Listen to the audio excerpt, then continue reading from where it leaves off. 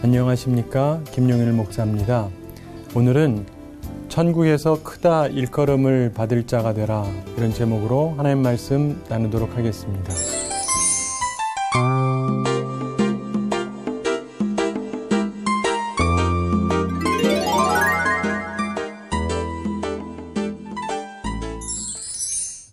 오늘 우리에게 주시는 말씀을 보면 예수님께서 율법의 영원성을 제시하십니다.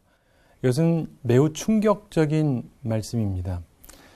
17절에 보면 내가 율법이나 선지자를 폐하러 온 줄로 생각하지 말라. 폐하러 온 것이 아니요 완전하게 하려 함이라. 이렇게 예수님께서 말씀하십니다. 그리고 18절에 이어서 진실로 너희에게 이르노니 천지가 없어지기 전에는 율법의 1.1획도 결코 없어지지 아니하고 다 이루리라. 이렇게 말씀하시고요. 계속해서 19절에서 그러므로 누구든지 이 계명 중에 지극히 작은 것 하나라도 버리고 또 그같이 사람을 가르치는 자는 천국에서 지극히 작다 일컬음을 받을 것이요 누구든지 이를 행하며 가르치는 자는 천국에서 크다 일컬음을 받으리라. 이렇게 말씀합니다. 자, 예수님께서 이렇게 율법을 굉장히 중시하시는 듯한 말씀을 하시는데 우리가 또 다른 부분을 보면 예수님께서 유대인들이 율법이라고 규정한 것을 여러 번 어기시는 모습을 보게 됩니다. 그렇다면 그 이유가 무엇인가? 예수님은 하나님의 아들이어서 상관이 없으셔서 그런 것인가? 그렇다기보다요. 여러분, 이 율법이라고 하는 말은 일반적으로 네 가지 다른 의미로 쓰여지고 있습니다. 많은 분들이 이것을 잘 몰라서 성경을 볼 때 오해를 하세요.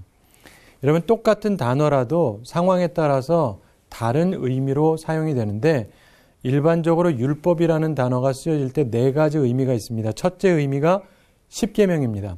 하나님께서 모세를 통해서 그 백성에게 친히 주셨던 십계명을 율법이라고 얘기하고요. 두 번째 의미가 있습니다. 그것은 모세 오경을 얘기합니다. 구약성경 중에서 처음에 쓰여진 5책 있지 않습니까?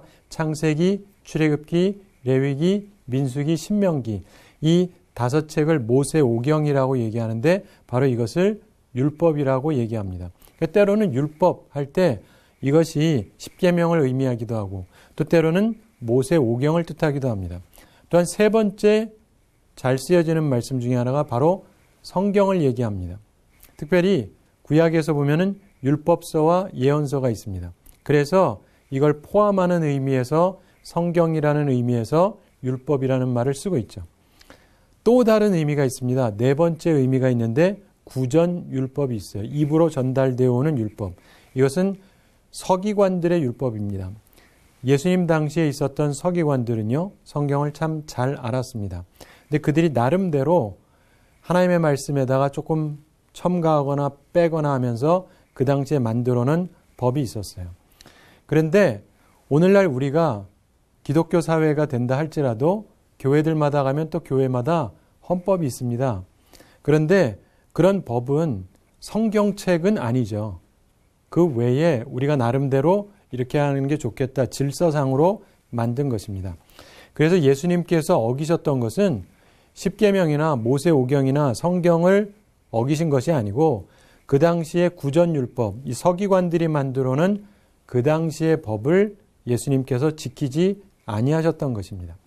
그래서 그것을 우리가 잘 이해할 필요가 있어요. 예수님이 구약을 무시하셨다든가 하나님의 말씀을 무시하셨다는 것이 전혀 아니고 인간이 만들어 놓은 것에 대해서 그걸 따르지 아니하셨다는 것이죠. 그래서 예수님 당시에 이 마지막 의미인 네 번째 의미인 구전율법이 가장 일반적으로 사용되는 의미였습니다. 그런데 예수님께서는 바로 그것을 무시하셨을 뿐이죠. 그래서 그 차이를 기억하시고 성경을 볼 때 오해 없이 정확하게 이해하시게 되기 바랍니다. 바로 그러한 이유 때문에 예수님께서 오늘 이 말씀을 하신 것이죠. 예수님이 율법이나 선지자나 폐하러 온 것이 아니다. 구약에 있는 이 말씀들을 폐하러 오신 게 아니고 완전하게 하러 오셨다라고 말씀하고 계시는 것입니다. 그러면서 우리가 기억할 것은요, 구약 성경에 있는 말씀들은 십계명이라든가 이런 계명들을 볼 때 대체적으로 그 자체가 크고 넓은 원칙이에요. 여러분, 예수님께서 19절에서도 그러므로 누구든지 이 계명 중에 지극히 작은 것 하나라도 버리고 또 그같이 사람을 가르치는 자는 천국에서 지극히 작다 일컬음을 받을 것이요. 이런 말씀을 하시는데요. 우리가 보면은 십계명 같은 경우도 일반적인 원칙을 말씀하고 있는 것입니다. 예를 들면 안식일을 기억하여 거룩히 지키라 이렇게 말씀하셨습니다. 그건 원칙이죠.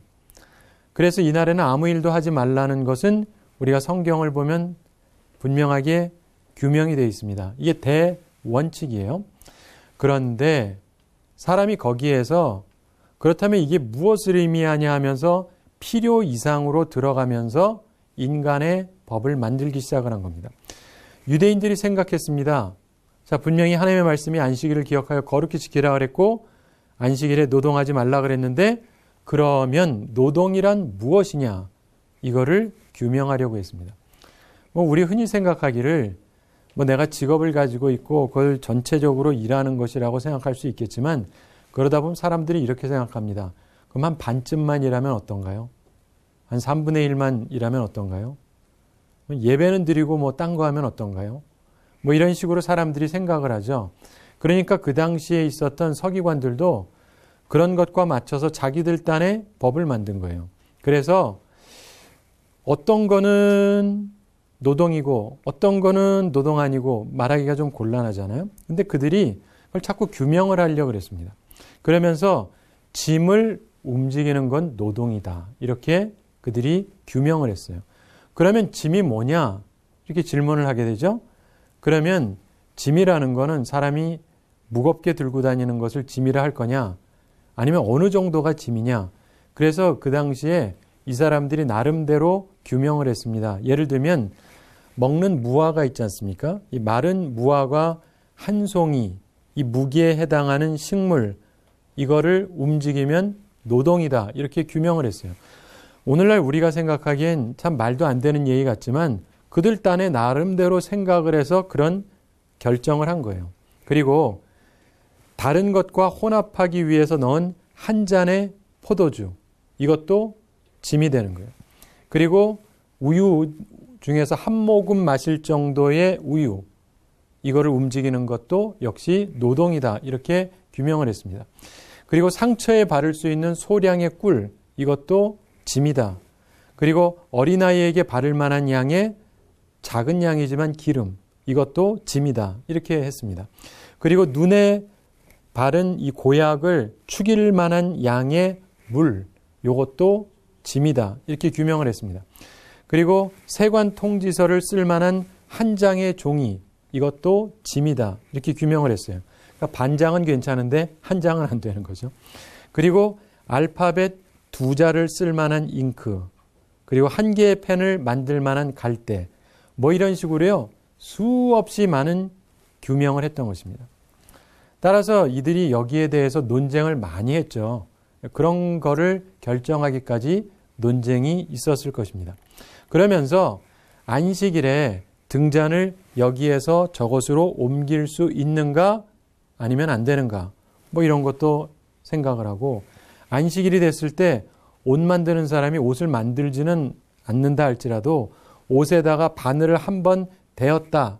그러면 이건 죄냐 아니냐 이런 거 가지고 또 논쟁을 했습니다.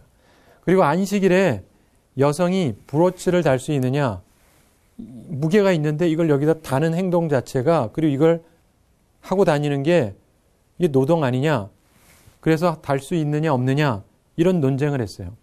그리고 가발은 써도 되느냐 안 되느냐 이것도 무게가 있으니까 그런 논쟁을 했습니다. 우리가 생각하기에는 굉장히 사소하고 불필요한 것이지만 그들은 거기에다가 그들의 모든 시간을 낭비했어요. 그러면서 그들이 결정한 게 있었습니다. 자, 하나님을 믿는다는 사람들이 안식일을 기억하여 거룩히 지키라. 그리고 노동하지 말고 하나님 앞에 와서 예배드리라고 했는데 이걸 하나하나 규정하려고 하다 보면서 결국 이렇게 결정했는데 안식일에 글 쓰면 노동이라는 거예요. 그래서 알파벳 글자 하나 A를 쓰는 거는 괜찮은데 두 글자를 쓰면 유죄다 이렇게 생각했습니다.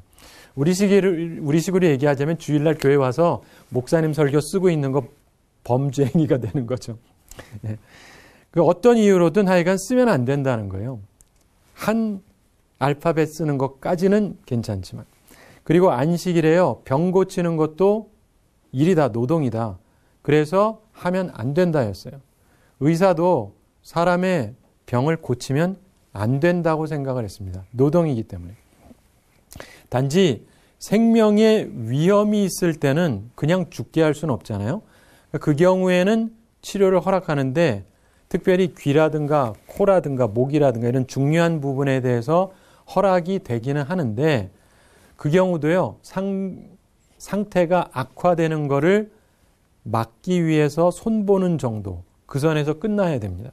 조금이라도 병을 호전하게 해서 낫게 하면은 안 된다 이렇게 규정을 했어요. 그래서 상처에다가 순수한 붕대를 맬 수는 있어요. 그러나 나으라고 기름, 약을 바르면 안 된다 이렇게 규명을 했습니다. 귀가 아파요? 솜을 가지고 아픈 귀에다 끼울 수는 있지만 약을 칠해서 솜을 사용하면 안 된다 이렇게 규정을 했습니다. 너무 비인간적인 것을 많이 했던 것이죠. 그래서 그들이 그러한 생각을 갖고 있기 때문에 예수님께서 안식일에 병 고치는 것을 잘못됐다고 얘기했던 것입니다. 그리고 예수님께서는 그들이 만든 그 법을 따르지 아니하신 것이죠. 그것은 결코 십계명하고도 맞지 않고 모세의 오경하고도 상관이 없고 구약에 있는 율법과 선지자하고도 전혀 상관이 없는 그 시대 사람들이 만들어낸 그 시대의 종교적인 유물이었을 뿐이었던 것입니다. 그래서 예수님께서는 그걸 오히려 고치기 위해서 그들의 잘못된 것을 보이시고 새로운 것을 보이셨죠. 그들 입장에는 새로운 것. 사실은 온전한 것이었던 것입니다. 그런데 이 서기관들의 율법이 나중에 구전화되어 오다가 3세기 중엽에 성문화됩니다. 그러면서 미슈나라고 불리게 되는데 이 미슈나를 해설하기 위한 주석서가 이후에 만들어지고 그게 여러분들이 잘 아시는 들어보시는 주석서가 바로 탈무드라고 하는 것입니다. 근데 예수님도 그렇고 이 사도 바울이나 성경에 나오는 얘기 속에서 율법을 배척하는 내용을 볼 때는 그것은 구전 율법을 얘기하는 것입니다. 서기관의 율법을 배척하는 것이죠. 그래서 예수님께서 말씀하신 율법의 의미, 예수님께서 완성하기 위해서 오셨다는 그 율법의 의미는 사람이 만든 법을 얘기하는 것이 아니고요. 하나님께서 주셨던 본래 하나님께서 율법으로 선지자로 주신 그 말씀을 완성하게 하기 위해서 오셨다고 말씀하는 겁니다. 17절에 보면 내가 율법이나 선지자를 폐하러 온 줄로 생각하지 말라. 폐하러 온 것이 아니요 완전하게 하려 함이라 이렇게 말씀합니다. 자, 여러분 이거를 우리가 이제 잘 생각할 필요가 있습니다. 예수님께서 오셔서요. 안식일에 병자를 고치셨죠. 이 부분이 중요한데 그 당시 사람들은요. 안식일에 병을 안 고쳤습니다.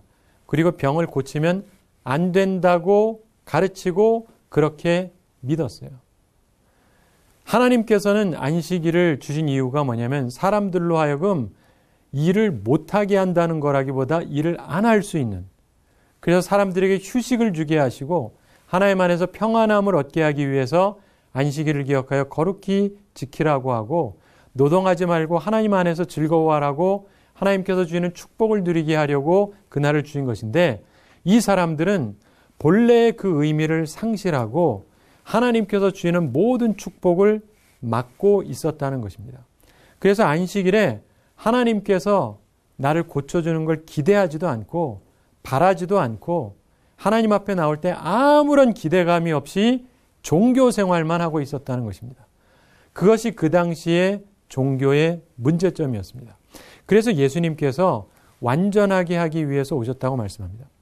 한 가지 재미있는 사실은 마태복음을 하나하나 살펴보면 예수님께서 처음에 병자를 고치실 때 안식일에 고치지 아니하셨습니다. 그리고 사람들도요. 안식일에 병 고침을 받으려고 하지 않았어요. 왜냐하면 사람들이 안식일에 날이 저문 후에 예수님에게 왔다 이런 말씀이 나와요. 우리가 생각하기에는 안식일에 저문 다음에 왔으니까 여전히 안식일이다라고 생각을 하지만 유대인들에게는요. 하루의 시작은 어두워지면서 그 다음날 어두워질 때까지예요. 그래서 밤이 되면 새로운 날이 시작이 되는 겁니다. 그래서 안식일은 우리 흔히 토요일이라고 알고 있는데 금요일 밤부터입니다. 그래서 토요일 아침을 포함해서 토요일 날 밤이 될 때 안식일은 끝나는 거예요. 그런데 그렇기 때문에 안식일인데 저물 때가 됐다 이 얘기는요. 그들의 입장에서는 안식일이 끝난 거예요. 그러니까 사람들이 예수님이 고칠 수 있다는 걸 아는데도 예수님이 여기 계신다는 거 아는데 고쳐달라고 안 하는 거예요. 왜냐하면 고쳐달라고 하면 안 된다고 배워왔기 때문에. 하나님께서 은혜를 주시는 날인데 오늘 은혜를 입으면 안 된다고 배운 거예요. 은혜를 입으려고 하는 것은 범죄의 행위라고 가르친 거예요. 그래서 사람들이요 안 옵니다. 그리고 저문 다음에 와요. 우리는 흔히 생각하길 사람들이 일했으니까 뭐 저녁에 왔나 보다 이렇게 생각하지만 그게 아닙니다. 유대인들은 안식일에 일을 안 했잖아요. 그날 오는 게 좋은데 구태여 그날 저문 다음에 왜 왔느냐면 바로 이런 잘못된 가르침 때문이었어요. 예수님은 오셨고 사람들에게 복을 주실 수 있고 치유하시려고 하시는데 어떤 날만큼은 치유를 안 받으려고 하는 거예요. 그것도 하나님께서 우리에게 참으로 복되게 만들어주신 안식일에 하나님의 은혜를 아무도 받지 않으려고 하는 거예요. 왜냐하면 그건 잘못된 거라고 가르쳤기 때문에. 그 당시에 종교가 얼마나 잘못되어 있었는가를 우리에게 가르쳐주는 것입니다. 여러분 오늘날 우리들은 주일에 주님 전에 가서 주님께서 우리들에게 복을 주실 것을 기대하고 때로는 우리를 치유해 주실 것을 기대하기도 합니다. 그런 은혜가 우리 가운데 임하고 있다는 것은 굉장히 큰 거예요. 근데 예수님이 말씀하시는 이 당시의 사람들은 그 종교인들은 하나님의 말씀을 받고 있었지만 하나님의 말씀에 자기들 멋대로 가미하면서 사람들의 생명력을 막는 그러한 삶을 살았다는 것입니다. 그러면서 예수님께서 율법의 참된 의미를 나타내기 위해서 오셨다고 말씀하는 거죠. 19절에 보면 그러므로 누구든지 이 계명 중에 지극히 작은 것 하나라도 버리고 또 그같이 사람을 가르치는 자는 천국에서 지극히 작다 일컬음을 받을 것이요.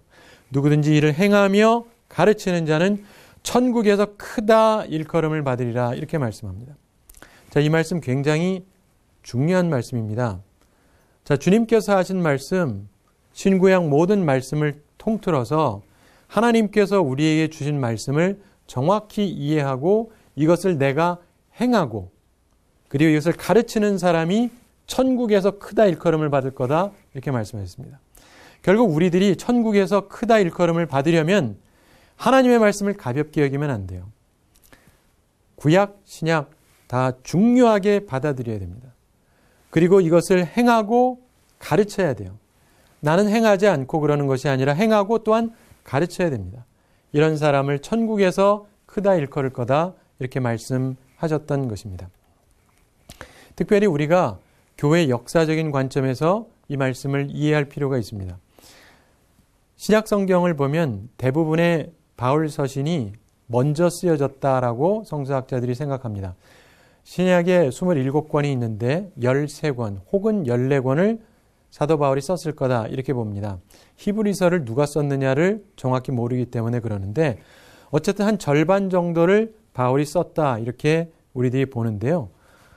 그 바울 서신이 쓰여지고 나서 예수님의 생애를 기록한 4가지 복음서가 우리가 지금 가지고 있는데 그 다음에 쓰여졌다 이렇게 우리들은 봅니다. 그러면서 마가복음이 가장 먼저 쓰여진 서신이라고 보고 마태복음하고 누가복음이 그 후에 비슷한 시기에 쓰여진 것 같다고 보고 그 다음에 요한복음이 마지막으로 첨가됐다 이렇게 우리들이 생각을 합니다. 그런데 그렇다고 한다면 성경에서 신약 성경에서 첫 책은 바울 서신이 되든가 마가복음이 되든가 해야 될 것 같은데 왜 마태복음이냐? 이게 교회 역사적으로 굉장히 중요한 것입니다. 교회가 하나님의 말씀으로 성경을 배치하면서 제일 앞에 마태복음을 놨다는 건 굉장히 중요한 의미를 가지고 있어요. 오늘 이 말씀에서도 보여지는 것처럼 마태복음이 처음에 쓰여졌는데 구약과 신약을 잇는 중요한 다리 역할을 하는 거예요. 그러면서 사람들이 혹시 잘못될 수 있는 생각의 균형을 잡아주기 위해서 마태복음이 있는 것입니다. 그래서 이 마태복음은 신구약 성경의 균형을 잡아주는 아주 중요한 말씀이에요. 특별히 오늘 본문의 말씀이 그런 것입니다. 그래서 기독교 역사를 살펴보면은 하나님의 말씀 속에서 이 마태복음을 맨 앞에 신약 성경에 배열해 놓은 것은 우리들이 구약을 버리는 것이 아니라 신구약을 합해서 하나님의 귀한 뜻을 발견하게 하기 위해서 집어넣은 거예요. 그래서 이 마태복음을 여러분들이 잘 익히실 필요가 있습니다. 특별히 이 마태복음은 구약 성경을 잘 아는 사람에게 특별하게 의미가 있는데요.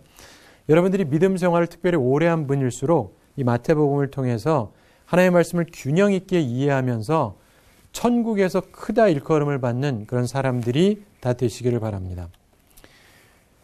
여러분 잘 아시는 대로 율법의 배후에 있는 참된 원칙은요, 하나님을 경외하는 겁니다. 이 세상을 다스리시고 이 세상을 창조하시고 다스리시고 심판하실 그 하나님을 경외하는 거죠. 십계명에 그 기본 원칙이 나와 있습니다. 그러면서 하나님에 대한 경외, 하나님에 대한 사랑, 그리고 이웃과 우리 자신에 대한 존중, 이웃에 대한 사랑, 이런 것들이 나오고 있습니다. 그런데 정말 중요한 것은 예수님 당시에 서기관들이 만들었던 사소한 규례나 규칙을 지키는 것이 중요한 것이 아니었다라고 하는 것입니다. 예수님께서 20절에서 이런 말씀을 하시죠. 내가 너희에게 이르노니 너희 의가 서기관과 바리새인보다 더 낫지 못하면 결코 천국에 들어가지 못하리라, 이 말씀을 합니다. 이 말씀을 보면서 오해하시는 분들이 많아요. 서기관이나 바리새인들이 상당히 의롭게 살았는데, 그러니까 우리가 그들보다 더 의롭게 살아야만 천국에 간다라고 생각을 하실 수가 있어요. 근데 여러분 생각해 보세요. 예수님이 이 말씀을 왜 하셨는가? 서기관과 바리새인들처럼 살라는 얘기가 아닙니다. 우리는 예수님을 우리의 의로 삼습니다. 그리고 예수님의 가르침을 따라 살아가는 거예요. 그래서 우리가 서기관이나 바리새인처럼 산다면 결코 천국에 들어가지 못합니다. 여러분, 이것은 미래의 일뿐만이 아니라 현세에도 마찬가지입니다. 내가 가지고 있는 종교적인 틀, 잘못된 틀, 이거 가지고는요, 기쁨을 누릴 수가 없어요. 우리들이 예수님께서 가르쳐 주신 그 의를 가지고 살아갈 때만 천국도 들어갈 뿐더러 이 세상에서 그 천국의 기쁨이 무엇인지를 알면서 누리면서 살아갈 수 있는 것입니다. 여러분, 우리가 믿는 것은 구약을 버리는 것이라기보다 구약에 있는 말씀을 뛰어넘는 완성된 신약의 가르침을 받는 거예요. 그래서 예수님의 가르침의 핵심은 천국 복음입니다. 하나님 나라의 좋은 소식이에요. 그래서 우리의 종교, 우리 신앙생활, 이것은 사람에게 나쁜 소식이 아니고 억압하는 것이 아닙니다. 우리에게 생명을 주는 것입니다. 이것을 소유하고 있어야 우리가 천국에 들어가고 이 땅에서도 천국의 기쁨을 누리며 살 수 있는 것이죠. 그래서 우리의 의 되시는 예수 그리스도를 붙잡아야 합니다. 사랑하는 성도 여러분, 예수님께서 이 세상에 오셨습니다. 예수님께서 오신 이유를 우리가 기억을 해야 됩니다. 주님께서는 우리에게 복음, 좋은 소식을 전하기 위해서 오셨습니다. 그것을 받는 우리들이 되기 바랍니다. 제가 한 가지 이야기 말씀드리면서 말씀 마칩니다. 제가 신학교 다닐 때 제가 굉장히 도전이 됐던 이야기가 있어요. 프린스턴에서 조직신학 교수님께서 아주 귀한 얘기를 하셨는데, 우리가 하는 것이 사람에게 생명력을 주느냐 그렇지 않느냐를 생각해 봐라. 생명력을 주지 못한다면 무가치하다. 우리가 하는 것은 생명을 줘야 된다. 저는 그게 굉장히 중요하다고 생각합니다. 우리가 하는 모든 일들이 나에게, 다른 사람에게 예수 그리스도의 생명력을 부여하는 것이 되어야 되는 것입니다. 바라기는 이 말씀을 기억하면서 생명력을 부여하기 위해서 살아가고 천국에서 크다 일컬음을 받는 삶을 살아가는 우리 모두가 되기를 바랍니다. 한 주 동안도 주님의 말씀을 기억하면서 하나님의 말씀을 따라서 천국에서 크다 일컬음을 받는 자의 삶을 살아가는 우리 모두가 되기를 바랍니다. 감사합니다.